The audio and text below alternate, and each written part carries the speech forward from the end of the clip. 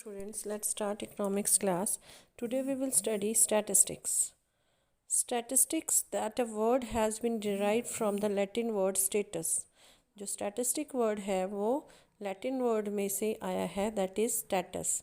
That means a group of numbers, जिसमें हम group of number show करते हैं, मीन्स जिसको हम न्यूमेरिकल वे में न्यूमेरिकल्स और फिगर्स में जिसका हम आंसर शो करते हैं, लाइक नंबर्स और figures, those represent some information of our human interest. ठीक है, जो हमारे इंटरेस्ट को नंबर्स और फिगर में शो करता है, that is called statistic.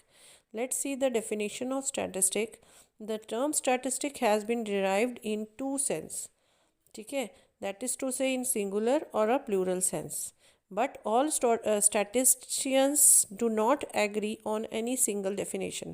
Means जो स्टैटिस्टिशियंस हुए हैं उन्होंने एग्री एक सिंगल स्टेटमेंट पे एग्री नहीं किया. उन्होंने कहा है कि जो statistic has been defined as plural plus singular sense.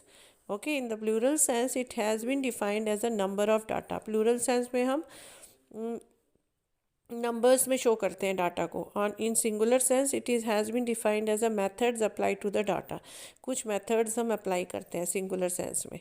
So let's see the plural sense of statistic in detail. So first of all see statistic a plural noun.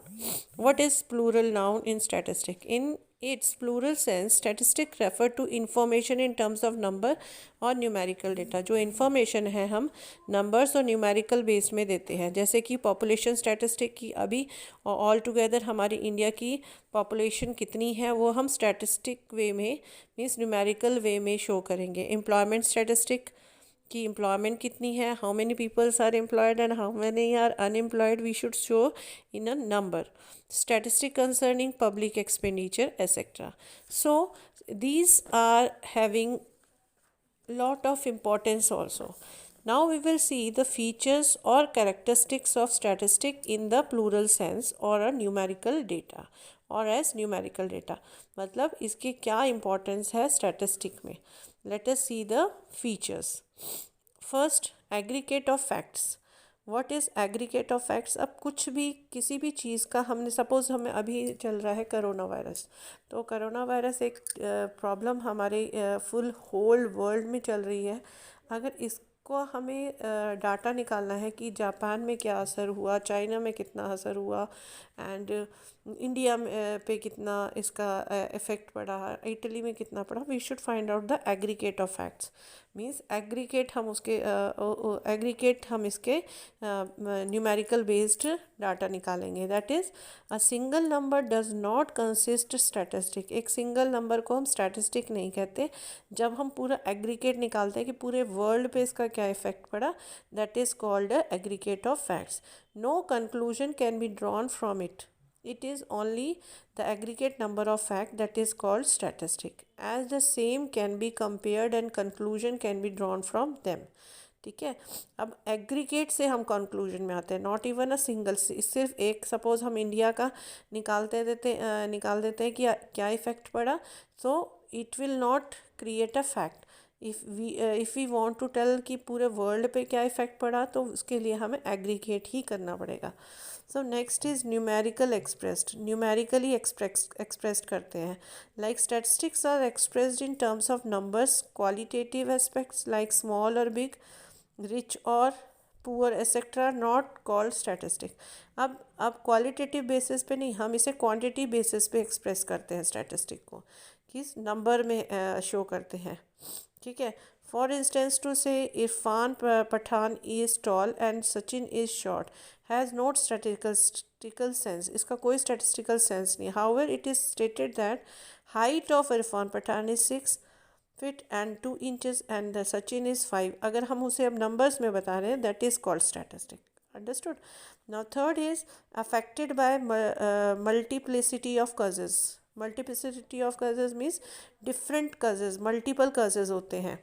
ठीक है, स्टैटिस्टिक निकालने के. Statistics are not affected by any single factor but are influence by many factors. Statistic जो होती है एक factor से को ध्यान में रख के हम नहीं उसका कंक्लूजन निकाल देते हैं. We have to see the many factors.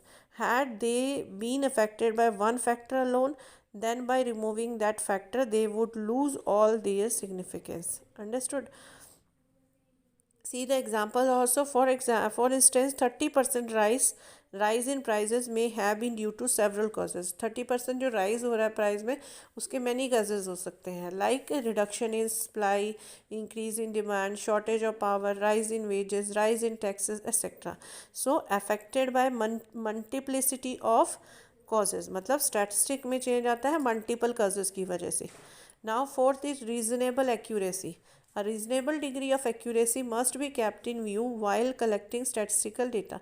A reasonable degree of accuracy, reasons show होते हैं इसमें, ठीक है. और it should be accuracy should be there, be kept in view while collecting statistical data. This accuracy depends on the purpose of investigation. अब ये accuracy किस पे depend करती है? हमारी investigation पे. Its nature, size and available resources. कितने हमारे पास available resources हैं, size के जो भी हमें चीज़ें provide की गई हैं, it depends on that. Accuracy is depend on that. Fifth, placed in relation to each other. Such numerical alone will be called statistic, as are mutually related and so comparable. Unless they have the quality of comparison, they cannot be called statistic. अब placed in relation to each other, वो एक दूसरे से relation में हैं होते हैं. जैसे कि अब suppose such numerical alone will be called statistic. Such numerical जो अलोन है उसको स्टैटिस्टिक कहते हैं. Are as mutually related and are so comparable unless they have the quality of comparison. But वो म्यूचुअली रिलेटेड होते हैं. For example, if it is stated Ram is 40 years old, Mohan is 5 feet tall, सोहर है 60 kg of weight. तो इसमें कोई relation आ रहा है? 40 years उसको बता रहे हैं, उसकी हम टॉल हाइट बता रहे हैं, इसका हम kg वेट बता रहे हैं. Then these numbers will not be called statistic as they are not mutually related, not subject to comparison. एक दूसरे से कोई म्यूचुअली रिलेशन नहीं है.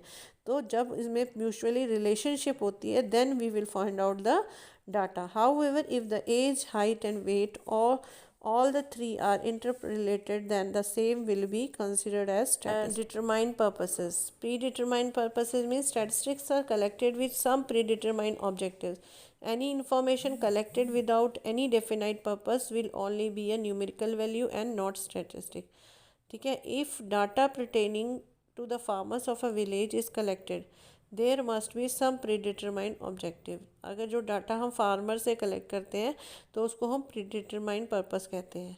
ठीक है. अब इसमें क्या है, statistic are collected with some predetermined objective. कुछ प्री डिटरमाइंड ऑब्जेक्टिव से भी हम स्टैटिस्टिकल डाटा कलेक्ट करते हैं. एन्यूमरेटेड और एस्टिमेटेड. अब इसको हम एस्टिमेट भी करते हैं. स्टैटिस्टिक में बी कलेक्टेड बाय इन्यूमरेशन और the same B estimated. If the field of investigation is vast, the procedure of estimation may be helpful. जो अगर फील्ड बहुत वास्ट है तो जो एस्टिमेशन हमारी प्रोसीजर है हमारा एस्टिमेशन का वो हमारे लिए हेल्पफुल होगा. ठीक है. See the examples also here.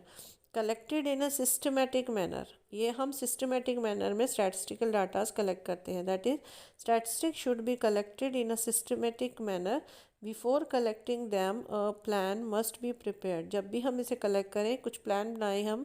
No conclusion can be drawn from statistic collected in haphazard manner. For instance, data regarding the marks secured by the students of a college without any reference to the class, subject, examination or maximum marks will lead to no conclusion. अगर हम उसमें कोई mark mention नहीं करेंगे किस class के बारे में हम निकाल रहे हैं तो उसका कोई यूज़ नहीं होगा. सिस्टमेटिक मैनर में होगा कि this is the result of class 6th. ठीक है. उसका क्लास मेंशन होगा, नंबर ऑफ़ स्टूडेंट मेंशन होगा, सब्जेक्ट्स मेंशन होंगे. Then it will be easy to find out the data. So these are the important characteristics of statistic in plural sense.